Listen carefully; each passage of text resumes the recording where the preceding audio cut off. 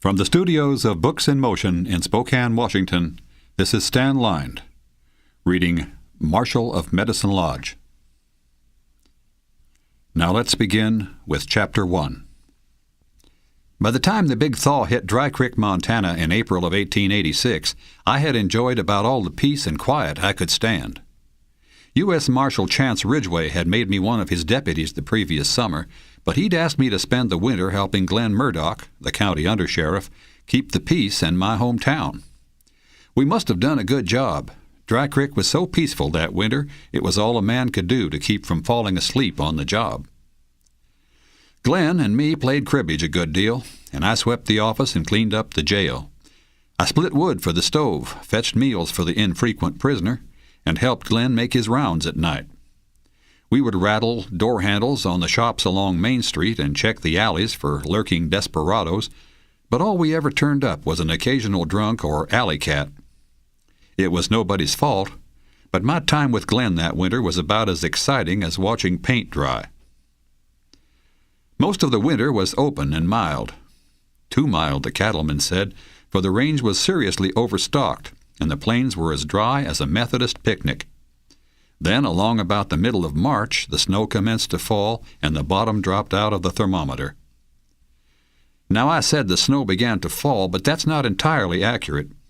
What it did was blow in horizontal-like out of the north, piling up against the sides of buildings and drifting to 10 feet or so in the coulees. Water holes froze and snowed over. Cattle moved out ahead of the storms, and cowpunchers took to living in their saddles as they tried to turn the critters back toward their home range. Freight wagons bogged down. Merchandise bound for the shops and stores didn't arrive. People worried about running out of wood for their stoves. Folks turned cranky and stopped talking to each other. Everybody was tired of winter. The night before the big thaw came, I helped Glenn make his rounds as usual, even though we expected neither solid citizens nor evildoers to be out in such weather. We floundered around, stumbling through the drifts while the wind lashed at our faces and the cold put a hurt on fingers, ears, and toes. I could almost always make Glenn laugh, but when I faced into the storm and hollered, "That's enough, durn you! Where was your cold wind last August?" he never even smiled.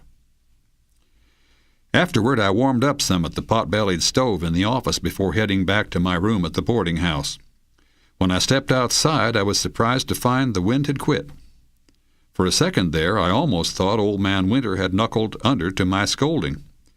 Even so, the night was plenty cold.